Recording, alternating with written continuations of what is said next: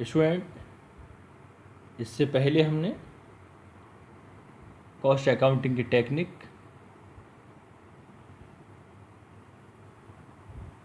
के बारे में डिस्कस किया। कॉस्ट अकाउंटिंग टेक्निक के बारे में डिस्कस किया। आज का टॉपिक है element of cost. The main objective of cost accounting is to determine and control the cost. It also provide important information to the management for their policy decision. Information regarding total cost alone cannot fulfill the managerial requirement.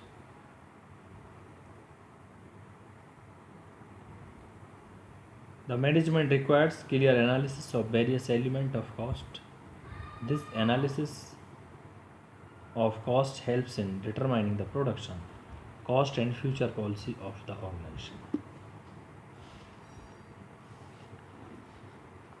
अब topic है element of cost. Element of cost means all those expenses which contribute in the production of goods और services.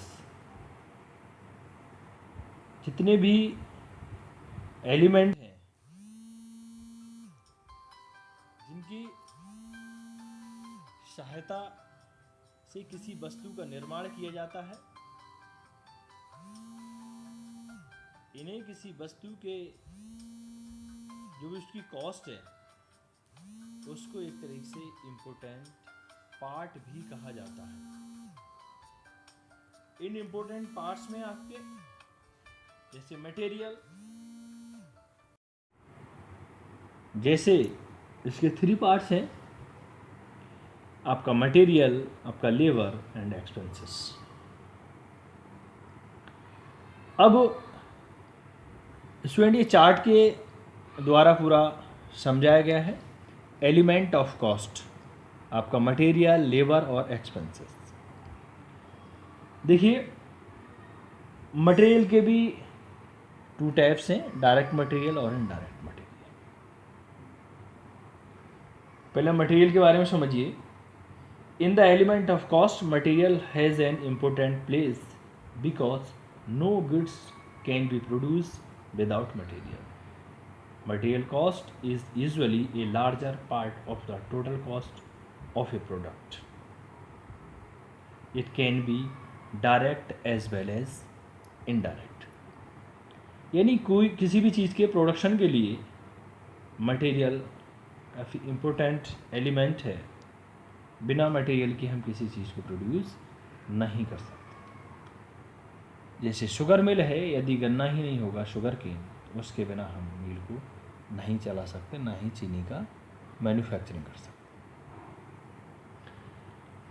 अब student इसमें बात ये आती है कि डायरेक्ट मटेरियल क्या है और इनडायरेक्ट मटेरियल क्या है। देखिए डायरेक्ट मटेरियल वह मटेरियल है जो किसी भी प्रोडक्शन के लिए एक तरीके से डायरेक्ट रूप से प्रयोग किया जाता है। किसी भी गुड्स की मैन्युफैक्चरिंग के लिए वो डायरेक्ट मटेरियल कहा जाता है। जैसे जिससे जो वस्तु बनी है, जैसे चीनी के मैन्युफैक्चरिंग के लिए, उसका प्रोडक्शन के लिए, प्रोड्यूस करने के लिए गन्ना की ज़रूरत होगी। फर्नीचर बनाने में लकड़ी की ज़रूरत होती है और कपड़े को प्रोड्यूस करने के लिए सूत की ज़रूरत होती है। ये सभी आपके डायरेक्ट मटेरियल में आ गए। Direct material which is directly used in production, जो डायरेक्टली यूज़ किया जाता है, and which became an integral part of finished goods is termed as direct material. Direct material has physical existence in goods produced. In simple words, the material with which the goods are manufactured. जैसे मैंने अभी बताया था, for example के तौर पे सुन लीजिए। Sugar is manufactured by sugar cane, furniture by timber, cloth by yarn etcetera. और भी सम एग्जाम्पल्स हैं डायरेक्ट मटेरियल के, जैसे the material which is use directly in production like sugar cane in sugar industry, timber in chair और table, और cloth in shirt. जैसे shirt बनाने के लिए कपड़े की ज़रूरत होती है। नेक्स्ट एग्जाम्पल है number second, material purchases for specific job और order. For example, bricks and cement are purchase for construction work. Suppose आप किसी भी बिल्डिंग को बना रहे हैं, तो बिल्डिंग के लिए आप ईंटें भी परचेज करेंगे, सीमेंट भी परचेज करेंगे, ये आपका डायरेक्ट मटेरियल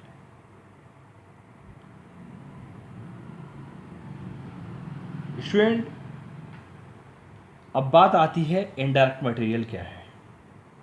डायरेक्ट मटेरियल हम समझ चुके हैं, जो किसी वस्तु को प्रोड्यूस करने में, किसी भी गुड्स को प्रोड्यूस करने में जो डायरेक्ट प्रोड्यूस मैन्युफैक्चरिंग किया जा रहा है। जैसे मैंने बताया, चीनी के लिए गन्ने की ज़रूरत है, और चेयर के लिए लकड़ी की ज़रूरत है, मकान बनाने के लिए सीमेंट और ईंट की ज़रूरत है। और indirect material, material which is use indirectly in production is termed as indirect material.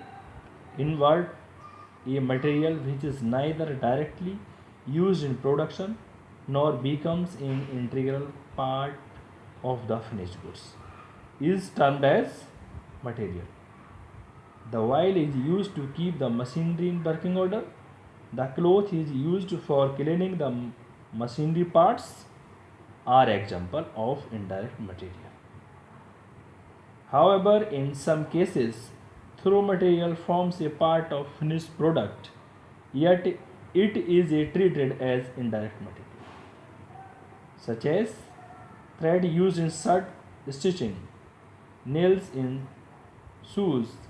This is because value of such material is small and quite difficult and measure to them. Student, indirect material वह material है जो किसी भी goods को produce करने में सहायक होता है। डायरेक्टली तरीके से उससे कोई प्रोडक्शन नहीं होगा जो यूज में आएगा, लेकिन प्रोडक्शन को आगे बढ़ाने के लिए या प्रोडक्शन करने के लिए उस की ज़रूरत पड़ेगी। जैसे मशीन को चलाने के लिए ऑयल यानी तेल की ज़रूरत होगी, शर्ट को सिलने के लिए धागे की ज़रूरत होती है, मशीनरी को साफ करने के लिए एक कपड़े की ज़रूरत होती है। सपोज एक टेलर जब कपड़े सिलता है तो उसमें धागे की ज़रूरत भी होगी, बटन की ज़रूरत भी होती है। ये सब के सब इनडायरेक्ट मटेरियल है। और मशीन को साफ़ करने के लिए एक जो ख़राब कपड़ा होता है उसकी भी ज़रूरत होती है, क्योंकि मशीन के रख रखाव के लिए तेल की ज़रूरत है, साफ़ करेंगे, वो सब इनडायरेक्ट मटेरियल है। जैसे कि जूते के प्रयोग में होने वाली कीलें या फेविकॉल, ये सब चीज़ें यूज होती हैं। या पुस्तक की बाइंडिंग करने में जो धागा एवं लेही का यूज होता है, ये सब इनडायरेक्ट मटेरियल है। तो स्टूडेंट, इनडायरेक्ट मटेरियल आप समझ चुके होंगे। और डायरेक्ट मटेरियल, अब नेक्स्ट आता है लेबर। लेबर देखिए, labour is another important element of cost. The wages paid to the labor employed in production are included in the production cost as labor cost. Like material labor can be divided in two parts, direct labor और indirect labor. अब student बात आती है direct labour कि direct labour क्या है, क्योंकि labour भी टू पार्ट्स में डिवाइडेड है, डायरेक्ट लेबर और indirect labour. Labour which are directly engage in production और manufacture of goods is termed as direct labor.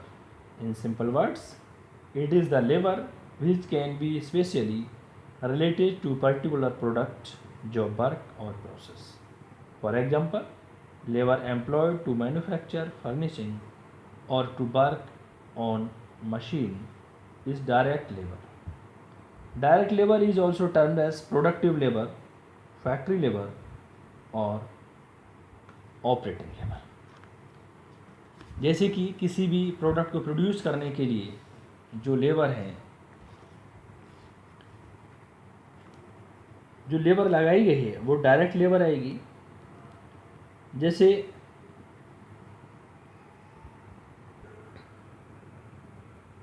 Student अब बात आती है इनडायरेक्ट लेबर की. इनडायरेक्ट लेबर क्या है? देखिए,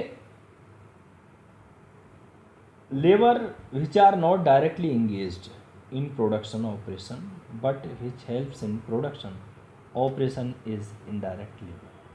Such labor does not alter the condition or composition of the product. Wages to foreman, inspector, timekeeper, storekeeper, gatekeeper, etc. are some example of indirect labor. इसमें जो डायरेक्टली किसी भी product की produce करने के लिए लगे हुए हैं वो तो डायरेक्ट लेबर, लेकिन कुछ इनडायरेक्टली भी हैं, जैसे कि आपके गेट पर गेट कीपर, वो डायरेक्टली प्रोड्यूस करने के लिए नहीं है, लेकिन कोई भी कारखाना, कोई भी फैक्ट्री, कोई भी इंडस्ट्री सही तरीके से चलती रहे, गेट पर जो ड्यूटी है एक तरीके से वो भी इनडायरेक्ट लेबर कहलाएगा. आपका इंस्पेक्टर, आपका स्टोर कीपर, ये सभी आपके इनडायरेक्ट लेबर में है. Indirect wages which cannot be allocated by the which can be apportioned or absorbed by the cost center or cost unit. Student next आता है expenses. All expenses other than material and labor which are incurred in production, administration, selling and distribution are termed as expenses. These expenses can be divided into two parts, एक direct expenses और second indirect expenses. Direct expenses क्या हैं? All those expenses other than direct material or direct labor which are directly incurred on a specific product, job or process are called as direct expenses. In other words, expenses which can be directly related to the cost of a particular product are termed as direct expenses. Payment of royalty for extracting minerals from mines, excise duty, rent for equipment used in a specific production, fee for drawing, design, charge for a specific job are few example of direct expenses. Student अब next आता है आपका indirect expenses. Indirect expenses which cannot be related to specific work, job, processes, but which are related to the whole production. Several jobs or processes are termed as indirect expenses. The benefit of indirect expenses goes to more than one cost center or unit. The remuneration paid to expert for repairing the machine of all the department is an example of indirect expenses. जैसे कोई machine ख़राब हो गई, उस machine को ठीक कराने के लिए एक इंजीनियर की ज़रूरत होगी, जो उसके लिए ठीक करने के लिए जो अमाउंट दी जाएगी वो इनडायरेक्ट एक्सपेंसेस होगी। स्टूडेंट, आज हमने एलिमेंट ऑफ कॉस्ट के बारे में डिस्कस किया। Thank you student.